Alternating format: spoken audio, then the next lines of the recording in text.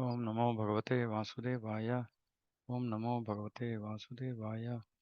ओम नमो भगवते वासुदेवाय। नारायणं नमस्कृत्य नरं चैव नरोत्तमं देवीं सरस्वतीं व्यासं ततो जयमुदीरयेत्।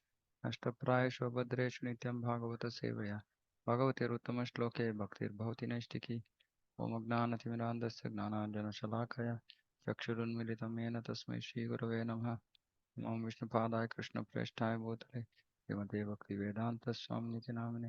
नमस्ते सारस्वते देवे गौरवाणी प्रचारिणे निर्विशेषशून्यवादि पाश्चात्यदेशतारिणे। जय श्री कृष्ण चैतन्य प्रभु नित्यानंद श्री अद्वैत गदाधर श्रीवासादि गौरभक्तवृंद। हरे कृष्ण कृष्ण कृष्ण हरे हरे, हरे Ram Ram Ram Hare Hare.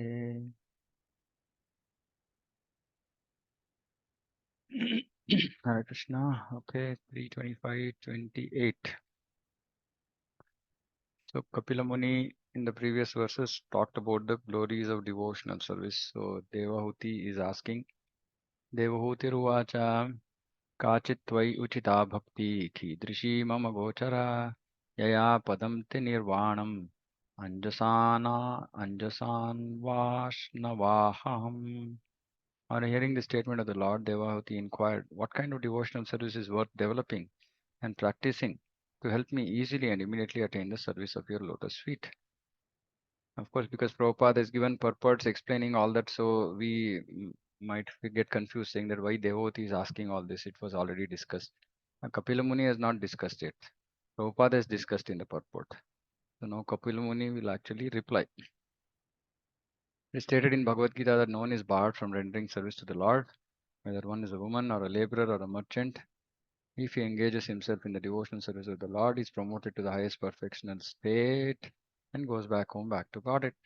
The devotional service most suitable for different types of devotees is determined and fixed by the mercy of the spiritual master. Now, this doesn't mean the generic, common process that everybody has to follow, not that. But there will be certain things, certain devotees will be advised to do certain things, while others might be advised to do something else. So, like that. Uh, so, it's not the general or the common practice that everybody has to do. It's just some special practices.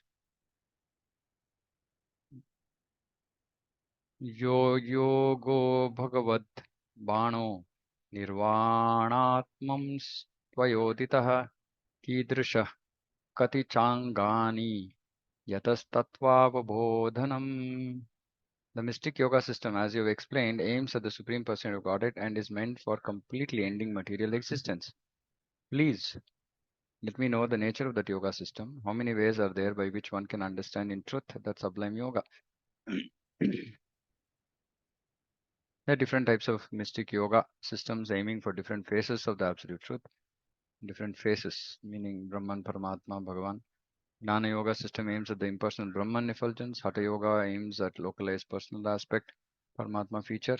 Whereas Bhakti yoga or devotional service is executed in 9 different ways, headed by hearing and chanting, aims at complete realization of the Supreme Lord.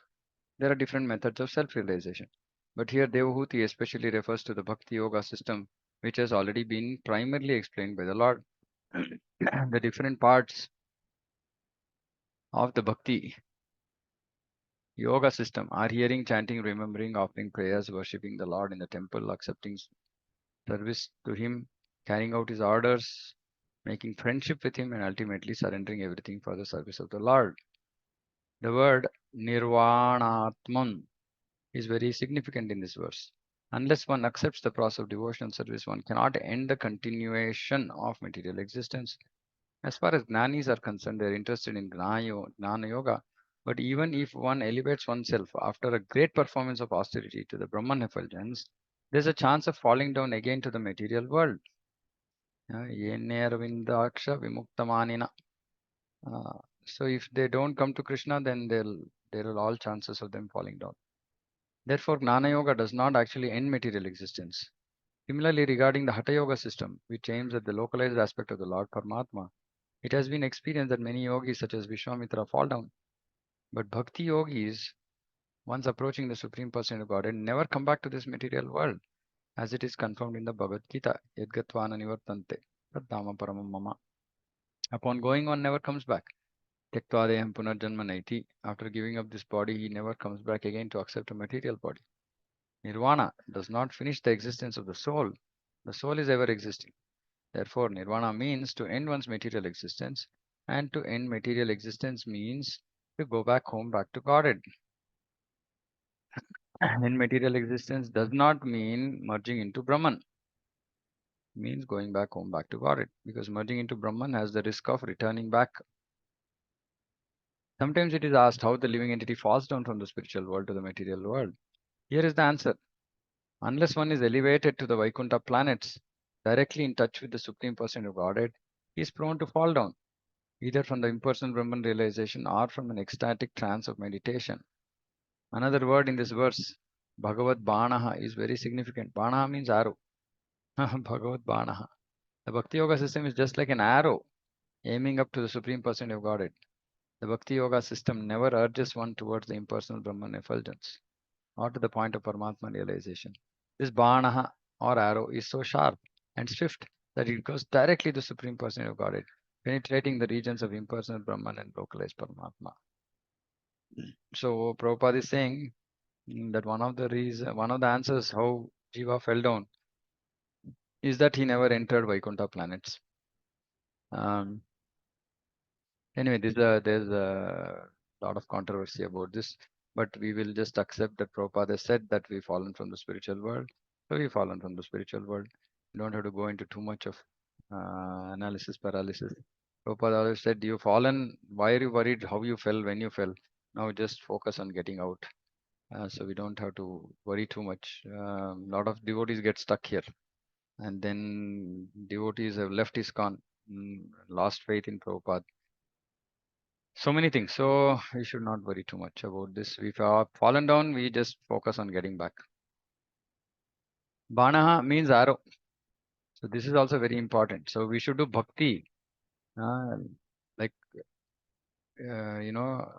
sharp arrow going towards the Lord, which means that arrow is not going to get distracted or it's not going to deviate from its path.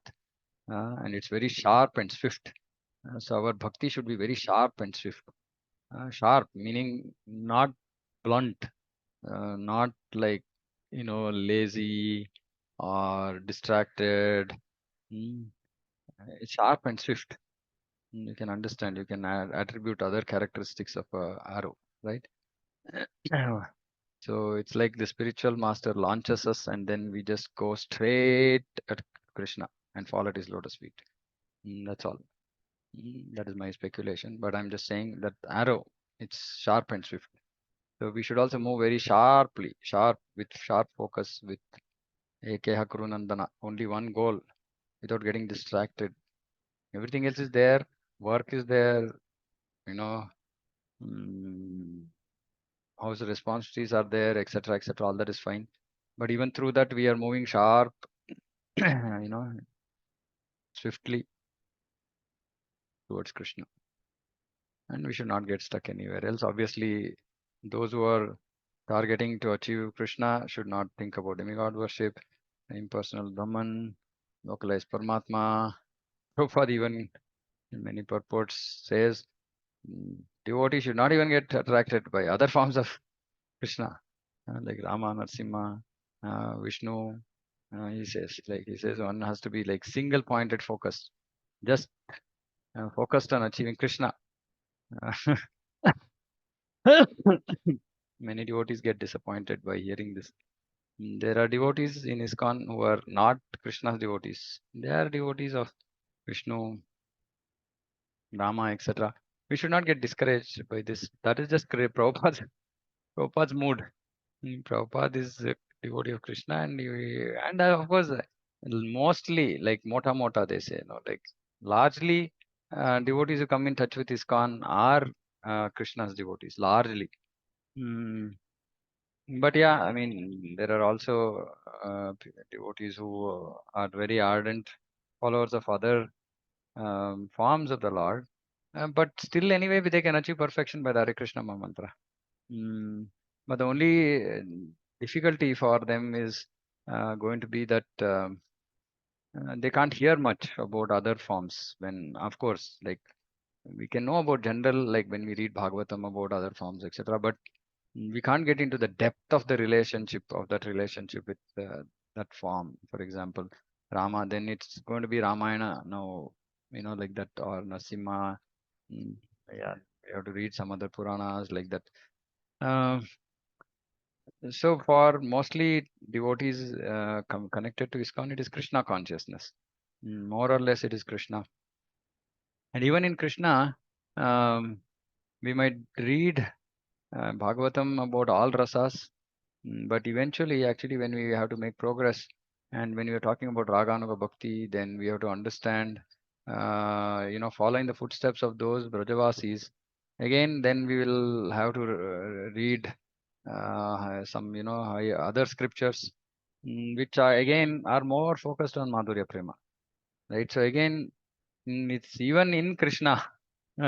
It's mostly we end up with, as in Madhurya Rasa is more like seems like the central focus in our acharyas, because that is our parampara. Our Chaitanya Mahaprabhu came to give this Madhurya Prema.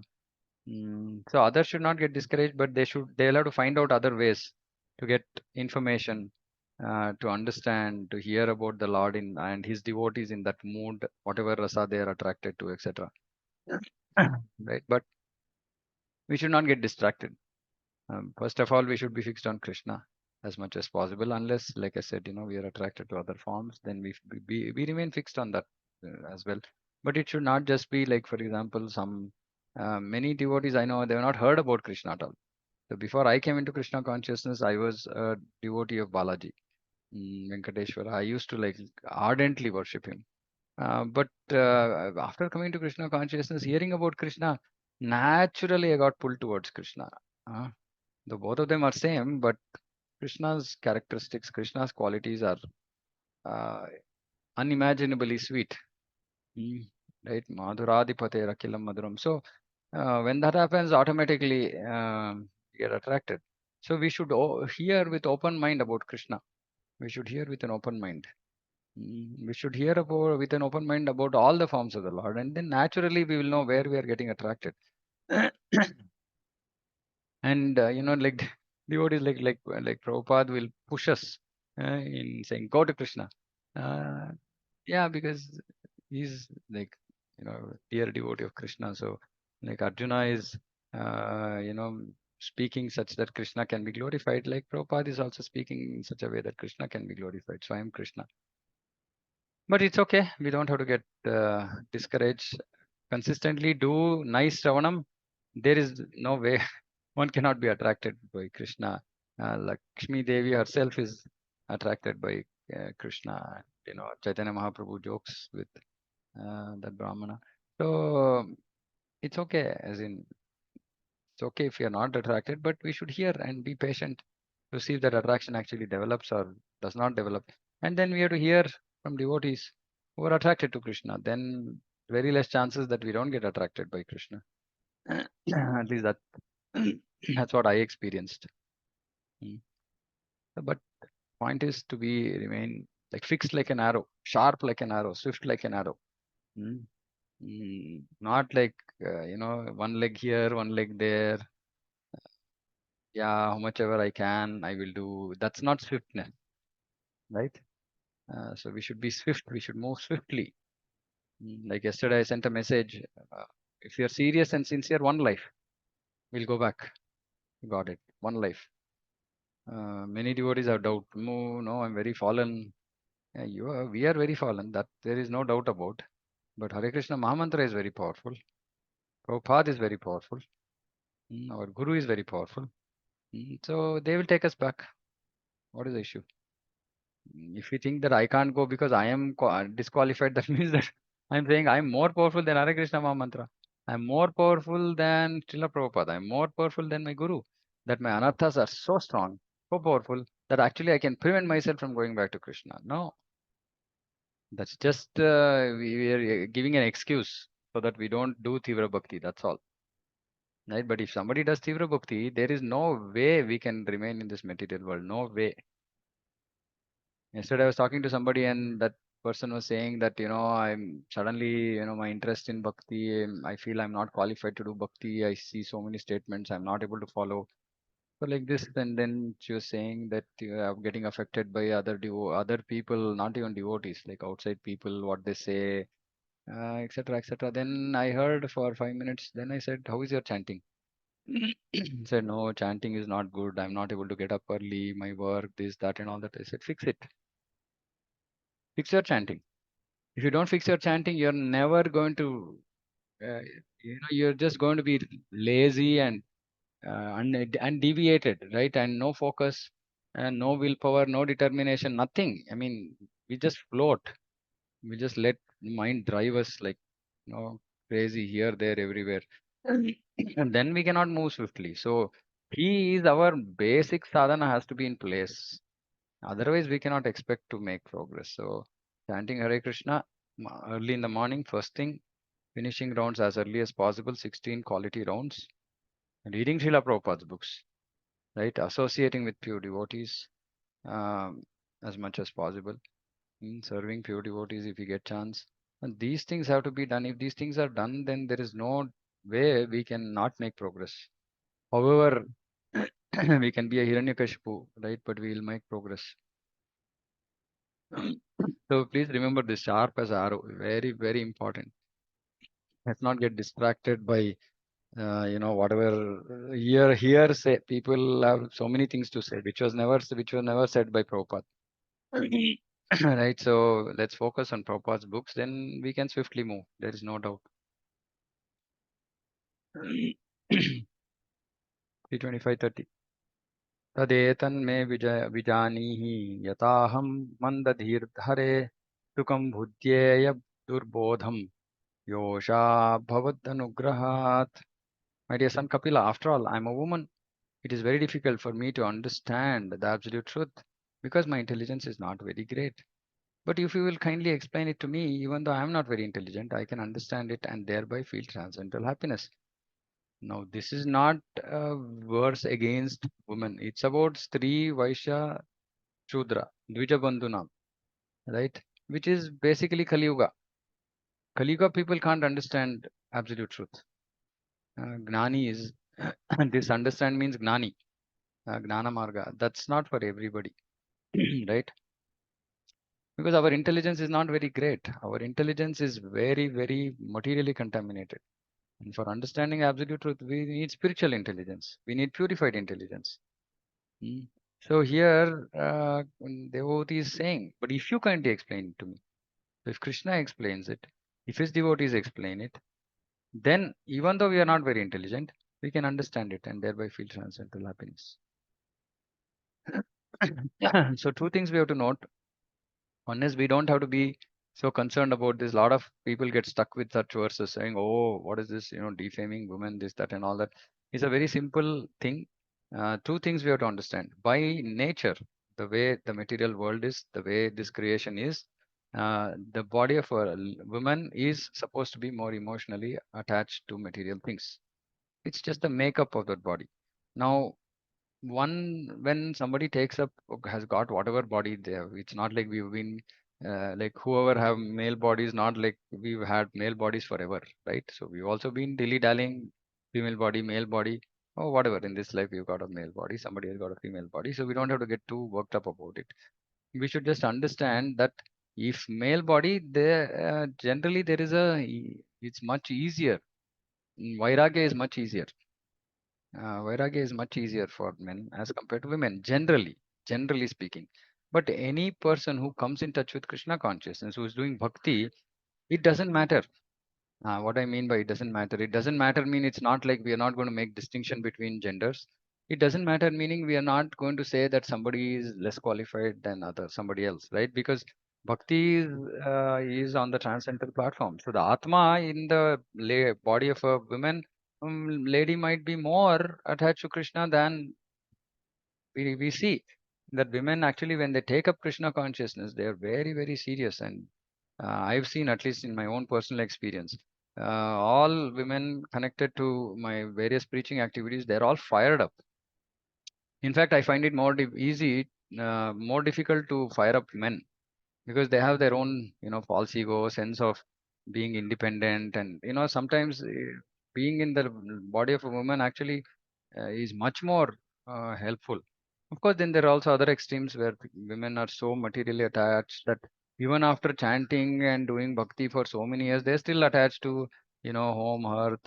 I see people are attached to saris and ornaments and all that. That's there, but that's not the norm, right? It doesn't have to. We don't have to label everybody like this. But we should generally understand that our that is one. Second thing is, in Kali Yuga, everybody is unintelligent. Manda sumanda matayo manda bhagyo padritaha. So Shastra is saying that manda, right? We are dumb. We're materially intelligent. We are spiritually very, very dumb. So we should not get too worked up with such verses. We should just understand that yes, it is true. If I were so intelligent, why would I have been stuck in this material world? So it just shows that we are not intelligent and we take it in the right spirit. Knowledge of the absolute truth is not very easily understood by ordinary less intelligent men. See, Prabhupada is not pointing at women here. He's saying less intelligent men. But if the spiritual master is kind enough to the disciple, however unintelligent the disciple may be, then by the divine grace of the spiritual master, everything is revealed. Yasa prasadat bhagavat prasado. So that is why the only goal of our life is to please Guru. That should be the only goal of our life. Uh, but we have to know exactly what the Guru wants. Not we don't speculate about it. We should not speculate about it, right? Many a times people don't even they've not even heard about their from their Guru, and they just speculate. They say, ah, okay, if I do this, my Guru will be happy. But eh, did we actually hear that from Guru's Padma Mukha? No, we will just somebody else said, like this we will go, right? No, why? Why? If we are initiated, we should get connected with our Guru and hear directly from the Guru saying that this is what I want you to do, right? And then we will take it as the goal of our life. That's very important. We should not get lost or get misguided by what somebody else says is the goal of the Guru. Very, very important. Whenever anybody tells me something, I will just say, yes, if this is what it is, can you please give me some reference, some lecture, if it has been stated in some book, etc., so that I know that, this is what my Guru wants. Not easy, just somehow try to meet with Guru and explain position, then Guru will answer. And nowadays, emails also become like a big challenge because emails also not necessarily every time Guru is replying because Guru is so busy. Right. So I always prefer personal contact with Guru. Right. Go sit in front of the Guru, hear directly from him. Then no speculation required. As much as possible, we should try to do this. So we should know, and then when we follow his, actually when we are trying to implement his instructions, then automatically he is pleased. Uh, then by his divine grace, everything is revealed.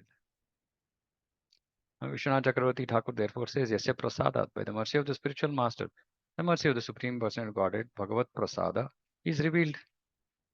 And again, I've explained this before. It's not like the Guru has to exactly know what I'm doing.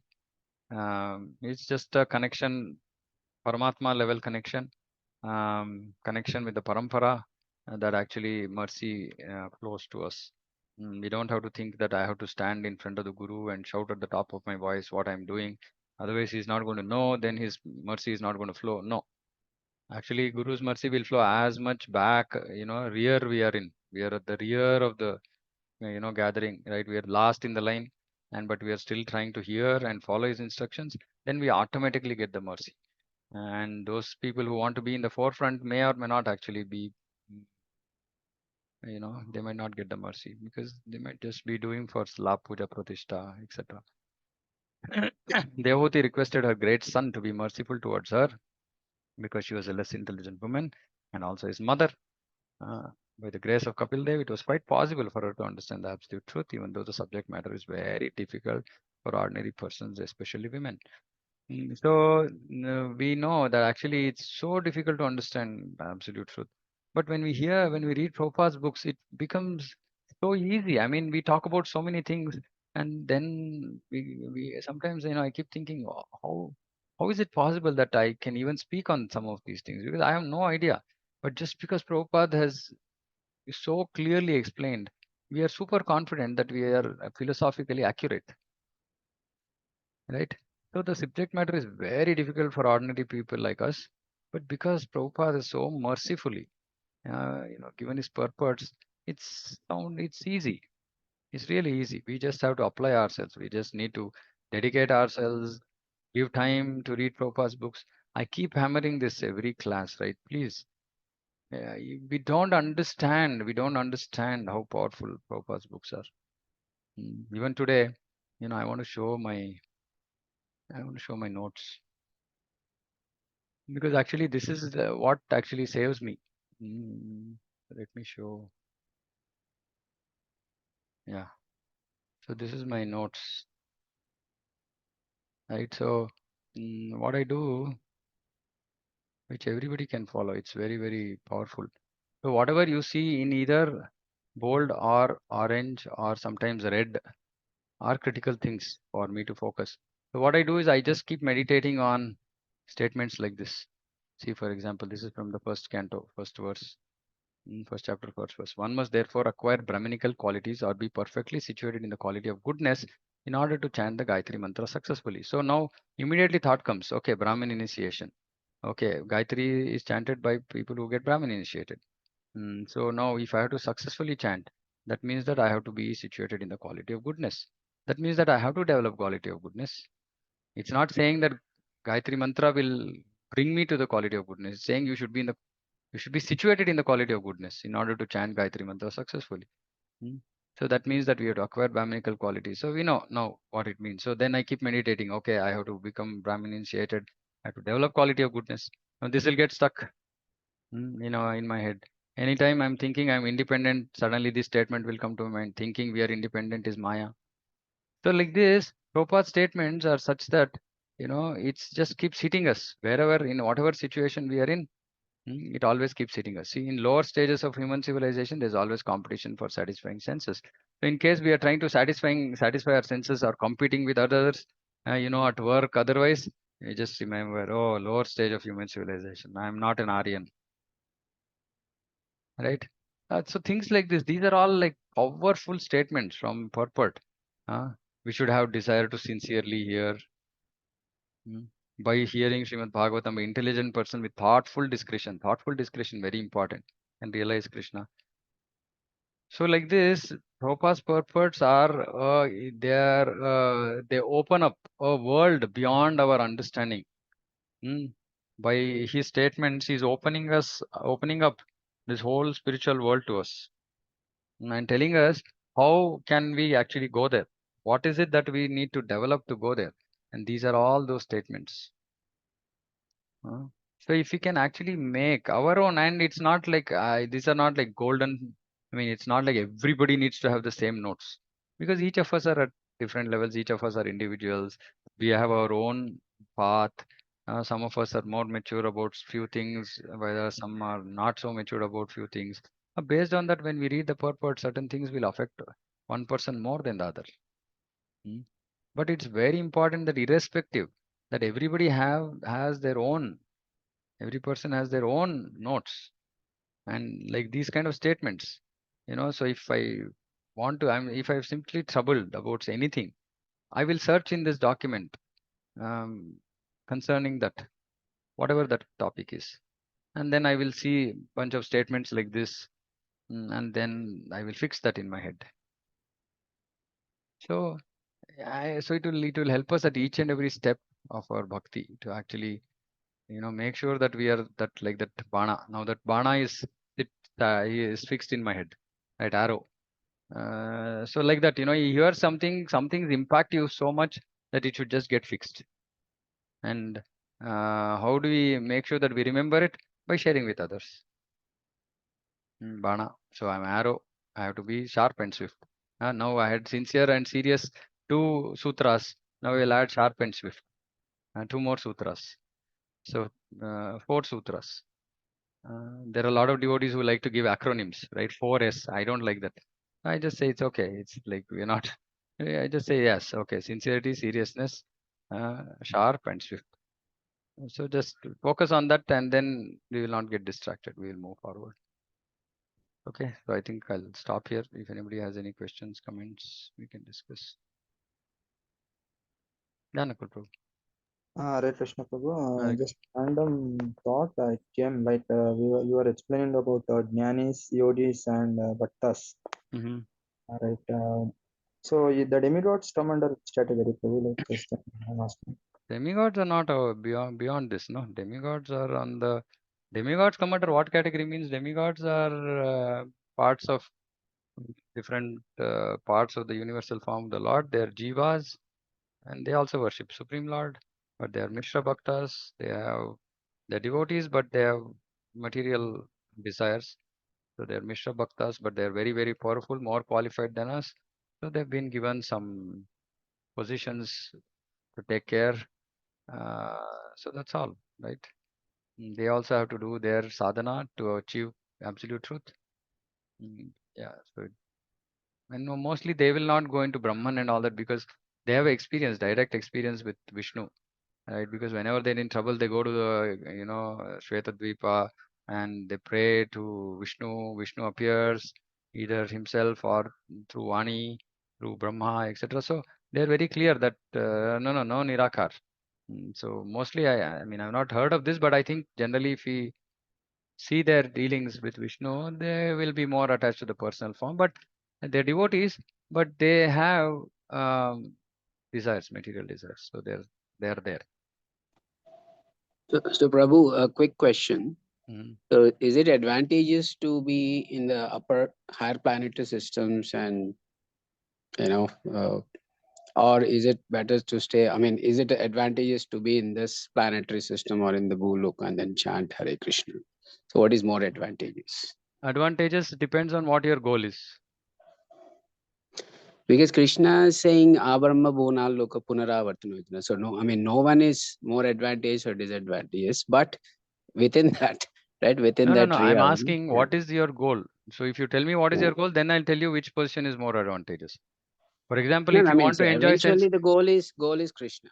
no, Goal is Krishna. eventually means what? As in, see, there are some people who do bhakti, but they say I want to experience higher planets, right? There are certain devotees who say I want bhakti and I want Krishna in this life, right? So it Yeah. depends on what you want, right? So if you want to see the Mm. higher planets, then you can go to see higher planets. But higher planets are very, very distracting because it's high platform of sophisticated platform of sense gratification with very less, very less compared to Bhumi, very less miseries, right? Janma is also not like suffering like this. Marana is also not suffering. Doesn't entail suffering like on earth. So it's a high platform of very enhanced sense gratification, or what should I say? I mean, best place for sense gratification, higher planets. When I say higher planets, it's Swarga.